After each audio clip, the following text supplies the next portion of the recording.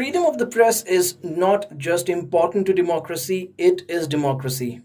My friends in the media, these are difficult times when we are faced with multiple challenges each day.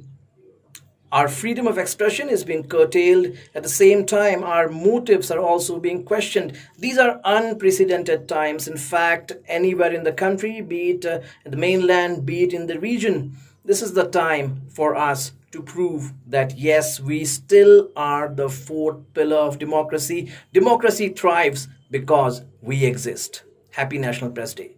So it would be very nice to have more women reporters on field. Secondly is the job security. As we're all aware, there's no security in this career that we're all working in. How we have seen during this pandemic, many were laid off. So it would be very nice, when today being National Press Day and talking about job security, it would be very nice if we can have that security that, we don't have to worry about what's going to happen to our jobs in the future. We are here to focus on the Northeast and the issues relating to the region. What I would like as a journalist from the Northeast is for the policymakers and the central government to focus and give more attention to the problems and issues pertaining to the Northeast. That also means developmental agenda, likewise. We are supposed to observe this day to see how we can build the resilience of the media, which is now coming under very severe scrutiny from all directions. We are not able to enjoy our freedoms, our ability to express ourselves in the way that we used to. And I believe this is not a very healthy trend.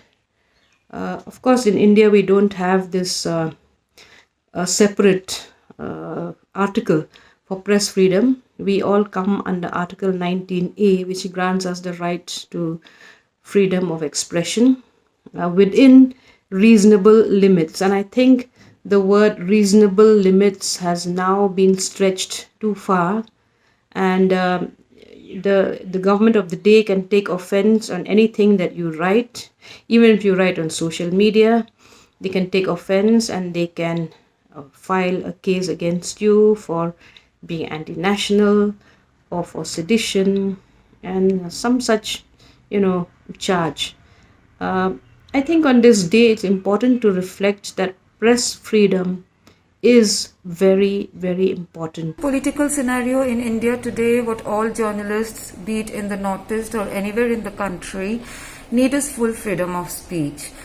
In the northeastern states particularly, the problem is many cases of violations of working journalists' rights go unreported or unnoticed by the rest of the country.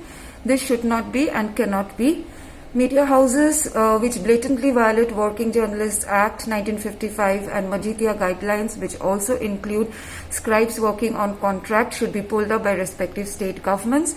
The government cannot connive with erring media houses, or for that matter vice versa, as this will be akin to demolishing the fourth pillar of democracy that has already been shaken in the last few years in our country. Every journalist, big or small, renowned or obscure, should have the voice to speak out loud about his or her problems or be a whistleblower. I believe for an entry-level journalist in the Northeast, pay disparity is a common concern if it is to be compared with the other pan-India media houses. And a journalist always try to put light on any matter by risking his or her life. And in return, sometimes they pay a huge cost, death. Talking about safety of the journalists in Northeast India, I believe it is somehow been neglected by the concerned authorities. Death of journalists take place in the headlines nowadays, which is a matter of real concern. I would say that the first thing that I would like for my colleagues, especially the younger ones who have joined the bandwagon, is a secured future. A good job, a secured future, a job with complete satisfaction, a job where you're paid well, a job where you're recognized for your talents and your contributions, a job where you're appreciated for the hard work, and a job for treating you like a decent human being, no matter your shortcomings, failures or faults. This is what is the most utmost requirement and need that a journalist, especially in the northeast of India, faces.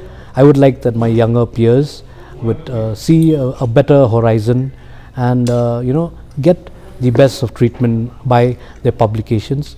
Especially in today's age, we see a lot of hiring and firing. Media houses, they pick and choose, they discard when they feel like, they appoint when they choose to, and it's a very raw deal that journalists here are facing. They're underpaid, they paid very late, and a lot of things that they don't get. So I would like that all those things get resolved. I want that each journalist goes home after filing their copy and after fighting at work and then chilling, goes home, hits the pillow and dreams lovely, beautiful dreams, wake up in the morning and think of a lovely story idea to share to the people. That's what I want. On this day particularly, I would like to lay emphasis on the freedom of speech and also the problem that a number of journalists are facing on this region, the security.